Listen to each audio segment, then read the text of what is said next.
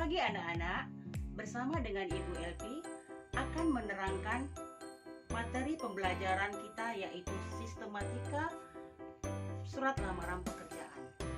Anak-anak kami mungkin ingin mendapatkan suatu pekerjaan dan memasukkan lamaran pekerjaan ke sebuah lembaga atau instansi. Sebelum kamu masukkan ke surat lamaran pekerjaan ini ke suatu lembaga atau instansi, kamu harus mampu menyusun sebagaimana cara pembuatan surat lamaran pekerjaan tersebut. Mungkin kamu bercita-cita ingin menjadi seorang manajer dan kamu layangkan surat lamaran pekerjaan itu ke sebuah lembaga atau instansi. Apa kendalanya apabila kamu tidak mampu menyusun surat lamaran pekerjaan tersebut? Jika kamu tidak mampu dan kamu layangkan tetap surat lamaran pekerjaan itu ke lembaga tersebut, pasti akan dinilai oleh lembaga atau instansi yang akan menerima Anda. Di dalam pembuatan surat lamaran pekerjaan mungkin ada ketidaktelitian.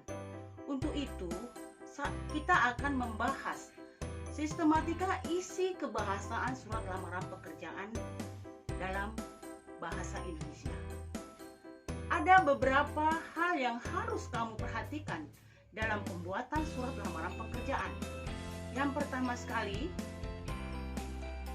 nama, tempat, dan tanggal pembuatan surat. Yang kedua, hal atau lampiran.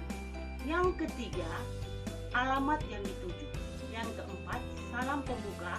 Yang kelima, alinea pembuka. Yang keenam, isi.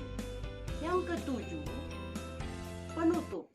Yang kedelapan, salam penutup. Yang kesembilan, nama dan tanda tangan jelas. Jadi ada 9 unsur yang Ibu sebutkan tadi dalam pembuatan surat lamaran pekerjaan. Nah, apa itu surat lamaran pekerjaan? Yaitu surat permohonan untuk menuju ke suatu lembaga atau instansi di mana Anda melamar. Nah, dalam pembuatan nama dan tempat tanggal pembuatan surat, kamu harus menggunakan huruf kapital dalam pembuatan nama kota atau nama di mana kamu tempat membuat surat itu.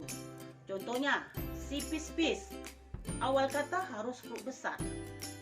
Dan dalam pembuatan tanggal surat, angka dan huruf dalam bulan harus diawali dengan huruf kapital dan diikuti dengan huruf kecil. Jadi di antara angka dan bulan serta tahun tidak boleh ada tanda penghubung.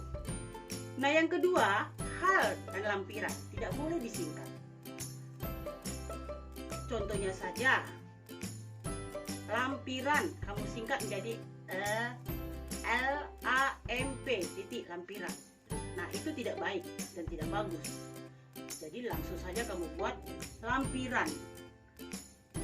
Kemudian angka dalam kolom lampiran ditulis menggunakan huruf. Lampiran huruf titik 2, 4 lembar. Hal, contohnya pemberitahuan atau hal titik 2 surat lamaran pekerjaan. Dan yang ketiga, alamat surat. Tidak boleh menggunakan kata kepada. Yang terhormat, YTH titik. Jadi alamat ini disarankan tidak lebih dari 3 baris. Jabatan tidak boleh menggunakan jenis kelamin, contoh bapak, ibu. Jadi dalam penulisan jalan juga tidak boleh disingkat, contohnya JLN atau JL. Kemudian tidak boleh menggunakan titik di masing-masing akhir daripada baris tersebut dalam pembuatan alamat. Contohnya saja, yang terhormat manajer sukses mandiri, YTH titik, manajer sukses mandiri. Jalan, misalkan Ahmad Yani 2, Bandung. Jadi tidak boleh diantarai titik di akhir baris tadi. Nah, begitu juga yang keempat, salam pembuka. Setelah kata dengan hormat digunakan tanda koma. Contohnya, dengan hormat, di awal kata harus huruf kapital diikuti dengan huruf kecil. Dan kelima, alamat pembuka. alinea pembuka. Alinea pembuka ini sebaiknya menggunakan bahasa yang baik dan sopan. Kenapa? Agar pihak atau instansi yang membacanya tidak tersinggung. Di dalam alinea ini juga haruslah muncul pernyataan umum, yaitu menggambarkan diri pelamar. Jadi yang berikutnya ada isi.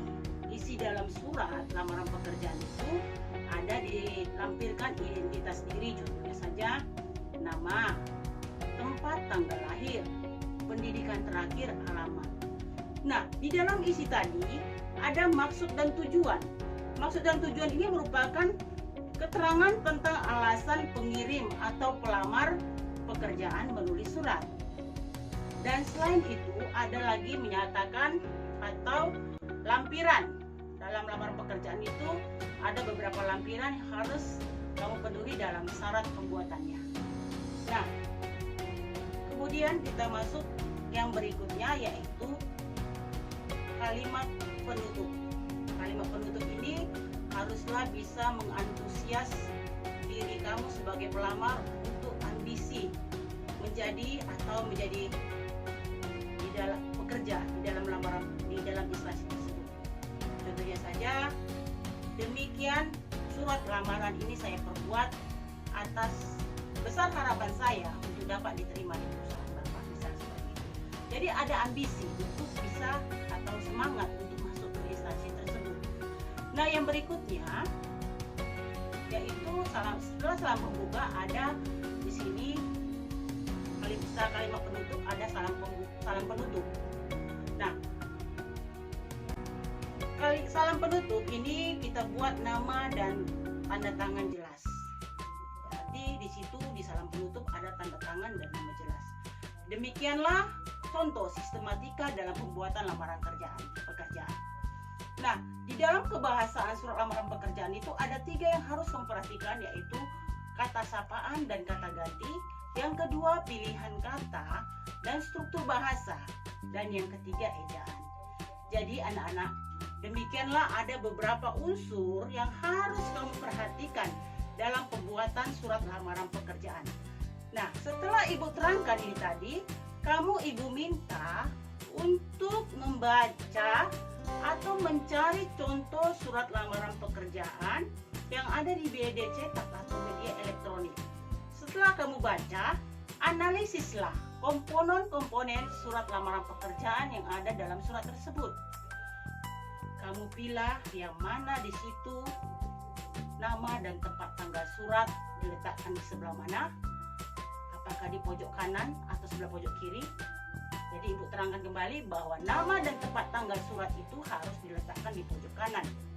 Nah, hal dan lampiran harus diletakkan di pojok kiri.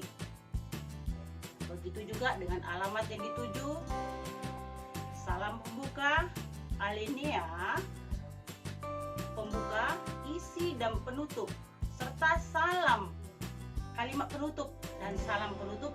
Nah, salam penutup letakkan di pojok kanan paling bawah. Contohnya, hormat kami atau hormat saya, tanda tangan dan nama lengkap. Jadi ada tabel yang Ibu tampilkan ini, nanti kamu isi dan kerjakan latihan yang Ibu sampaikan saat ini. Jadi demikianlah sistematika isi surat lamaran pekerjaan. Semoga materi yang Ibu sampaikan ini dapat bermanfaat bagi anak didik kami sekalian, dan selamat belajar, selamat dan selalu semangat untuk mengikuti video pembelajaran yang ada Ibu sampaikan saat ini. Dan untuk berikutnya, anak-anak kami haruslah selalu teliti dalam menulis surat lamaran pekerjaan. Demikianlah informasi yang Ibu sampaikan. Sekian dan terima kasih.